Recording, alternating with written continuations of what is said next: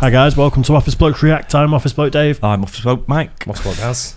Office Bloke Mike is massively... What's wrong with your face? No, I've burnt the top of my mouth actually. I've been that for about 3 days and I just caught it then. He's having a stroke. Fucking hell. Office Bloke Mike. Keep them hands up there. Don't be stroking down here. Unfortunately, Office Bloke Mike didn't get the memo that it's dress semi-smart today. Oh, yeah? So it's just he's let the side down. Scruffy get. Yeah. You weren't in this morning, no way. Hey, no, I wasn't. Casual today. Shocking. Never mind. I Shocking. know, yeah. People watch us expecting sartorial elegance. Unlikely. And they get me wearing OB merch most of the time. Yeah. Exactly. Right, the sports hero who died a war hero. I have okay. One of my good friends is he's not dead, but he left the Premier League, English Premier League, to go to war in Afghanistan. Really? Yeah. Yeah, he came in and did the did. podcast with us, didn't he? Podcast with Lee us, Crooks. Yeah, correct. Yeah. Yeah, it's a great story. Yeah, I it mean, is. it's a hugely selfless thing when you've got a great career as a sportsman, Yeah. and then you go and put your life on the line. Yeah. It's huge. Yeah. In the top division in the world, pretty much for Of course, yeah.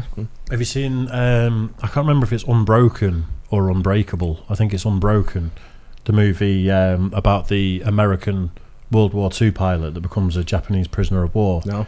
But he was scheduled to be a marathon runner in the Olympics that were supposed to be in Tokyo during the Second World War, and instead of some twist of fate, he was in a prisoner of war camp in Japan when the Olympics were supposed to be held in Japan that he was supposed to be competing in.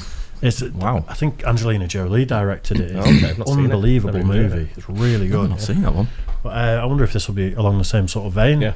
Let's get into it. The sports hero who died a war hero. Patrick Tillman, the celebrity who became a U.S. Ranger. On January 6, 2002, Patrick Tillman, who played the defensive safety position for the Arizona Cardinals, an American football team, ran onto the field for what would be his last game as a professional player.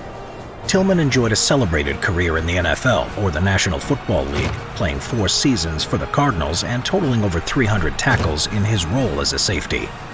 At the end of the season, he was offered the opportunity that every athlete dreamt of, to continue playing professionally together with a 3-year, $3.6 million contract.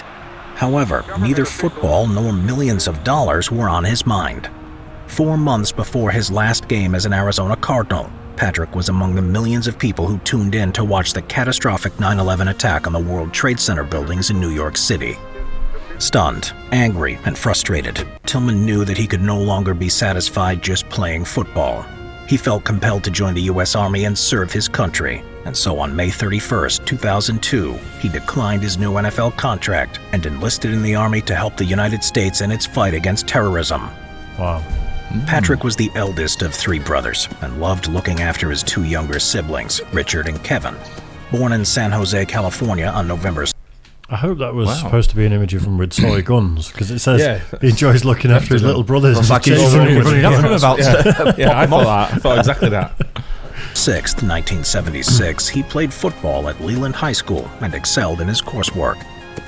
Throughout his life, Tillman strove to prove his critics wrong. Although he was 5'11" or 1.8 meters tall, he was often told by the coaches that his size would hinder any real opportunity for playing football at a high level. But that wouldn't stop him from leading his high school team to a Central Coast Division I football championship. Everyone who came into contact with him recognized his talent, dedication, and determination. Among those who admired him was the Arizona State University football program, who offered him a scholarship. From 1994 to 1997, Tillman worked tirelessly to help the ASU Sun Devils on the football field. In 1998, his childhood dream became a reality when the Arizona Cardinals selected him in the 7th round of the 1998 NFL Draft. He became a star player on the roster when he broke the franchise record for tackles in the year 2000 with 224. When Tillman was approached by another NFL team, the St. Louis Rams, with a $9 million contract, he declined it out of loyalty to the Cardinals. Off the field, he continued to drive a beat-up old truck left over from his college days. Tillman also didn't possess a cell phone. He was a voracious reader whose appetite for books could never be satiated. His passion for learning carried over into the off-season, where he used his free time to study for a master's degree in history from Arizona State University. He enjoyed discussing his books with the people around him, especially his high school sweetheart, Marie. He was a humble, devoted man who found true joy in getting involved in charity work. He would often volunteer at the Boys and Girls Club and support the March of Dimes, which is a non-profit organization that fights for the health of mothers and their infants. It's no surprise then that following the 9/11 attacks, Patrick Tillman told a reporter that, quote, "A lot of my family is gone and fought in wars, and I really haven't done a damn thing," end quote. He wanted to fight for his country and believed that even though he wasn't a supporter of the president, George W. Bush, the United States was worth fighting for. In the spring of 2002, he married Marie, and upon returning from their honeymoon, announced to the Cardinals that he would be enlisting in the United States Army. This decision caused a public outcry, as many could not understand what would drive him away from the NFL and toward the perils of combat. Tillman refused to speak publicly about his decision, even in the face of national media attention. Patrick and his brother Kevin both enlisted in May of 2002. The following September, they had completed basic training together and moved on to the Ranger Assessment and Selection Program. Graduating from the Rangers program, they were assigned to the 2nd Ranger Battalion in Fort Lewis. Moving to Washington, Patrick lived with his wife until he was deployed to Iraq, where he participated in Operation Iraqi Freedom as part of the initial invasion force. I think before we get too much into him actually being deployed and stuff, what a crazy story. I mean, just seems like the model person, doesn't he? Like charity work, athlete, crazy supremely intelligent, principled guy, isn't he? Yeah, without a doubt, massively turning down loads of money out of loyalty. And then turning down loads of money to go and fight for his country. Yeah. Which it must be, I mean, we're all human. It must be a tough thing to do when you've got a family, you got to provide for your family. You're a professional sportsman, you're getting money like that thrown at you as well, to turn it down and fight for your country. It's absolutely huge. Even, you see other sports people as well driving around in the Lambos and all this kind of stuff, and he's in a beat up old pickup. Yeah. With no cell phone. Yeah. Not living it large or giving it large. Just obviously to him, there's other things more important, wasn't like the charity work, going out, helping other students and things like that. So, what a guy, eh? I kind of remember the name. I thought when they said the Tillman name, does ring a bell. It really does. Yeah. It's just, I mean, he did at the beginning of the Ukraine war. We kind of heard about there was a few quite high profile sportsmen and obviously Klitschko. Yeah. But then there was a couple killed, weren't there? There was like Ukrainian musicians. It was quite early on, that it'd be like this. I'm sure there was a couple of. Was there a footballer killed? Soccer player? Don't remember. Not sure, to be honest. But you're fighting for your country and fighting for what you believe in. Exactly. It's a higher cause, isn't it? Of course it is, yeah. What a guy. Where he participated in Operation Iraqi Freedom as part of the initial invasion force. Upon returning to the States, he entered Ranger School at Fort Benning and graduated on November 28, 2003. His next assignment would place him at Forward Operating Base Salerno in Afghanistan as part of Operation Enduring Freedom, which was one facet in the war on terrorism. History recruits, it's time for you to take to the skies to defeat our enemies. But why are we going to war, sir? Because the enemy This doesn't is a believe in segue to an history, ad. recruit. We can't stand for that. It could be. Re-education through War Thunder. Now is your chance to face off against friends and enemies alike in the ultimate, immersive, free-to-play and cross... I think people are so good at these segues into ads. We need to up our game. We're still genuine though. We don't need segues. I know. Our advertising's great. Hey. Next level. Yeah, absolutely. We're up there with John Lewis, Coca-Cola, Budweiser. Yeah, right up there. Definitely Budweiser. I'll give you that. Yeah. Yeah, it's just such a selfless thing. Back to this guy. Absolutely. What a crazy thing. Especially, you're literally putting your life at risk as well, aren't you? Joining up the army and going into a place like Iraq and Afghanistan. Not nice places to go. In a war. Two of the most dangerous places on the planet. Yeah, of course. Yeah. They alluded to him being from a military family as well, though, didn't they? He said like of course. So maybe he's always felt like they've done things, and what am I doing with my life? Yeah, I think he pretty much alluded to it earlier on, didn't he? So elite sports star. That's plenty. Yeah, absolutely. Getting back to the entertainment sort of side of it. Playing at the highest level of his sport, so it's no mean feat. The guy's dedicated for sure. 2nd, 2004, Patrick was on a mission with his platoon and some Afghan militia force soldiers on a canyon road when they were spooked by distant gunfire, mistakenly believed to be from enemy combatants. Previously, the platoon had suffered mechanical difficulties from a broken Humvee and was forced to split into two groups, Serial 1 and Serial 2. Tillman and Serial 1 left the other section with the broken-down vehicle and were making their way to Manah for help when they heard explosions coming from Serial 2's location. Even though Serial 1 had already passed safely through the canyon when they heard the explosions, they turned around to aid their comrades. Serial 1 took the high ground above the canyon to provide cover and aid for Serial 2 in its exit from the gorge. Tragically, soldiers from Serial 2 rushed out of the canyon without realizing that Serial 1 had turned around to help them, and they opened fire on their position. Despite Serial 1's efforts to signal that they were allies, Serial 2 continued to fire upon their position, killing Patrick Tillman and an allied Afghan soldier. Initially, Brian O'Neill was the only person to know the truth of Tillman's death, as he was positioned behind the same boulder as Patrick when he was struck and killed by 3 .556 caliber bullets fired from an M249 saw. He looked at the rock next to them, and he remembered seeing a stream of blood.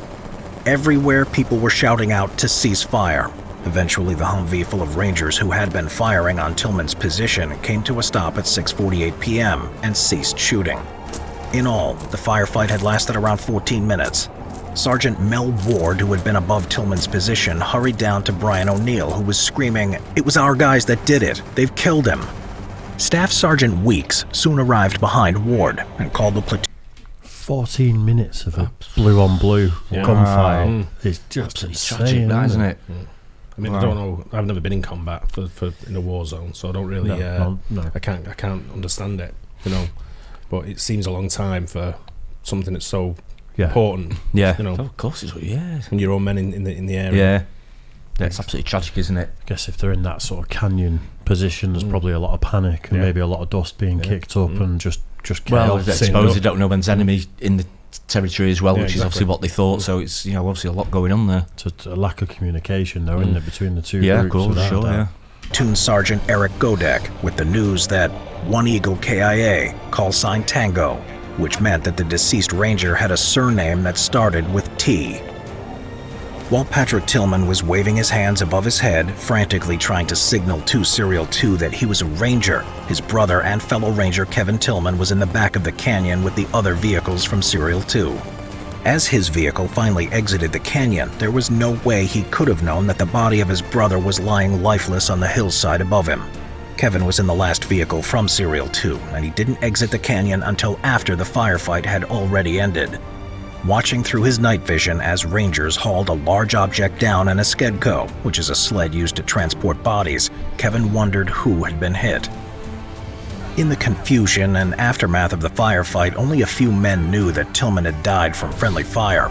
So when another Ranger informed Kevin that Pat had died, it was with the belief that he had been killed by enemy combatants. Kevin believed that his brother had been killed while fighting the enemy. 10.5 hours after Pat's death, the Army informed Marie that her husband had been killed. Again, Marie believed that her husband had died while fighting the enemy.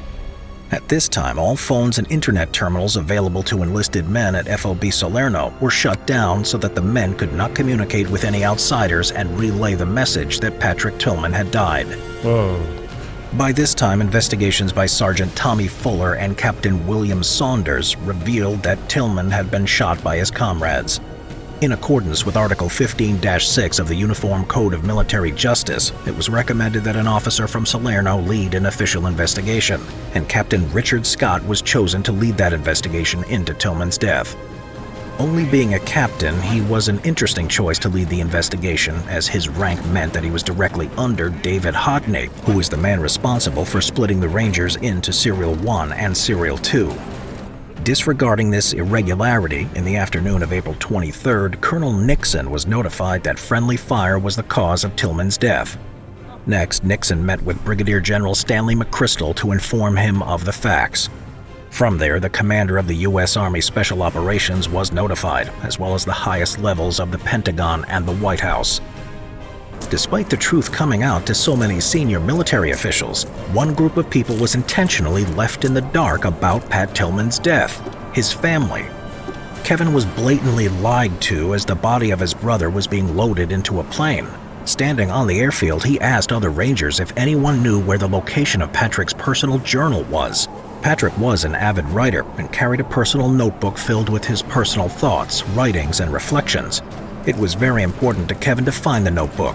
However, against all operating procedures, Pat's uniform and notebook were destroyed for security purposes. This was just the beginning of a long line of cover-ups, lies, and violence.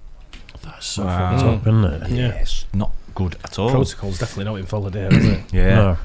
No. I mean, I can see why they want everyone to know, like, it's friendly fire that did it, but I mean, you've got to let the family know, tell them the truth, haven't you? Absolutely. You know, obviously for operational purposes, they try and keep it quiet a bit, don't they? And for morale amongst the troops as well, I suppose. But I think friendly fire does happen relatively frequently in war. There's definitely it's not a cases one-off. of, I mean, I think it does happen all the time, doesn't it? But I think it's quite a common occurrence. It doesn't make it right. It's a mistake. Yeah, but absolutely. It's covering it up and trying to. But like I say, there must be certain protocols when it is friendly fire, and clearly those protocols weren't followed by the look of it. They were, really looking to cover it up, weren't they? By the look of it, Trying to save their own skin. A few people there, aren't they? But well, that's it. yeah, it's not good. Well, Yeah. do you know what I'm thinking here, though? What if it's his brother?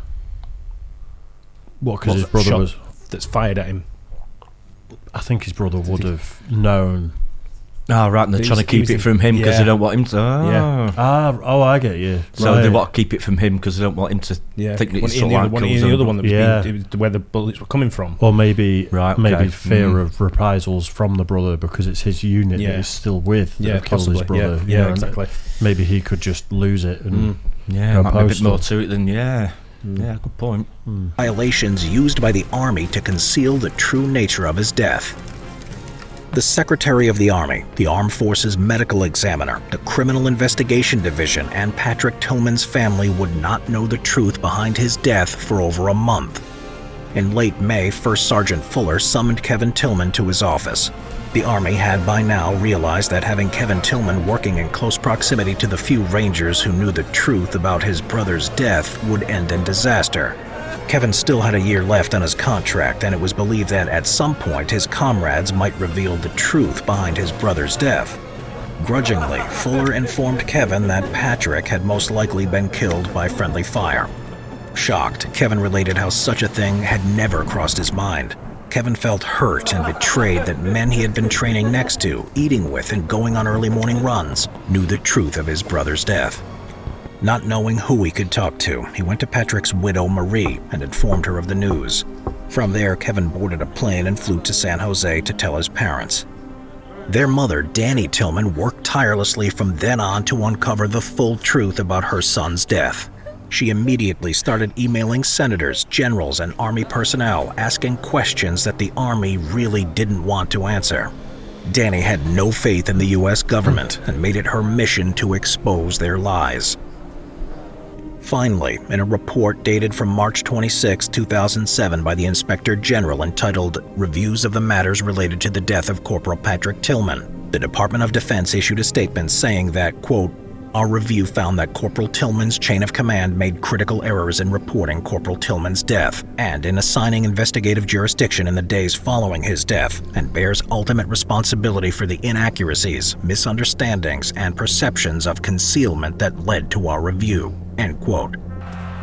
Tillman's legacy, however, should not be overshadowed by his heartbreaking end.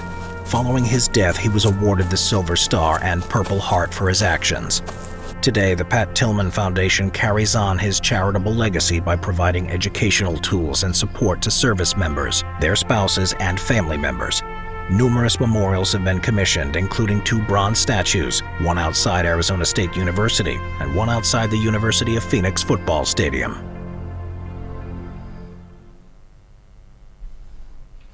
Sad story. What a guy. That It's ended, tragic, isn't it? Yeah, terrible.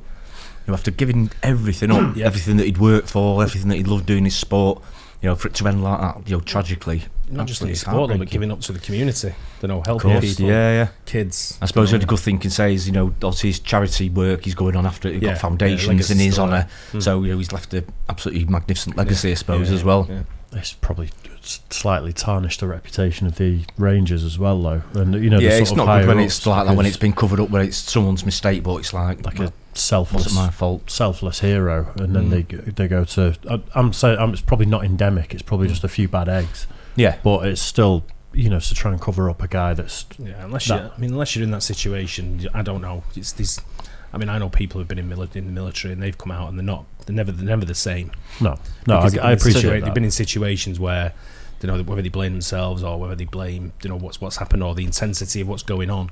It's just, you know, what they see is not what we see. Yeah, mentally it must be absolutely so difficult. It really must. And nothing we could comprehend, really. We do everyday life, and you know, we get stressed about some things, but what some of these guys go through is absolutely incredible. Yeah, it really is. It's just true heroes. I feel like after his death, there should have been a bit more respect. You know, like burning that diary. That could have meant so much to his family. Yeah. Well, again, it might be something that on the who someone thought was a good idea at the time, but then obviously clearly it was a mistake, wasn't it? But I don't know. But I suppose the people dealing with it on the ground as well, they're again mentally, I suppose they're maybe a bit frazzled and a bit sort of like not thinking straight and doing things that they shouldn't really do. But you've seen loads of stories coming out of the war from Afghanistan and from Iraq.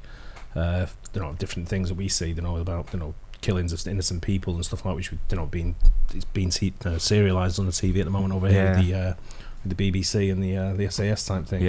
What was going on there with the SAS in Australia and people like that. But you don't know until you're there. You don't fucking know, man. Yeah, it's a bad thing, war, isn't it? And you know, bad things happen. It's absolutely tragic. I listened to Jocko Willink quite a lot, his podcast, and we reacted to like a motivational speech from him, and he talks about responsibility a lot because he was a leader in the Navy SEALs, and he talks about mistakes, and he'll go into, I'm sure he's probably talked about that, and he'll just go into operationally what was done wrong, what should have changed, but he'll happily call that process. But hindsight's easy. Absolutely, that's what I mean. But he's like a very subjective person for that sort of stuff. Like, he's happy to say that was wrong, this is how we should do it moving forwards. But he says, as a commander, it's all about, it was my fault because I was the top of the chain of command. Took responsibility. What can you do as a commander? Same as everything, isn't it? If you're leading whatever you're doing, and something happens that's a mistake, you've got to take responsibility. Absolutely. It'd be really interesting in the future if like documentaries are made about that. It probably which is. I'm hoping they will do, with the people actually involved, and say, well, we did that because of A, B, and C. I'm sure. And it might sort of come as you might think, I can sort of see that, but you know, it'd be be interesting, wouldn't it? But what a guy though. Yeah, he was a hero. I hope you guys enjoyed it. Don't forget, like and subscribe, and we'll catch you on the next one. Cheers, guys.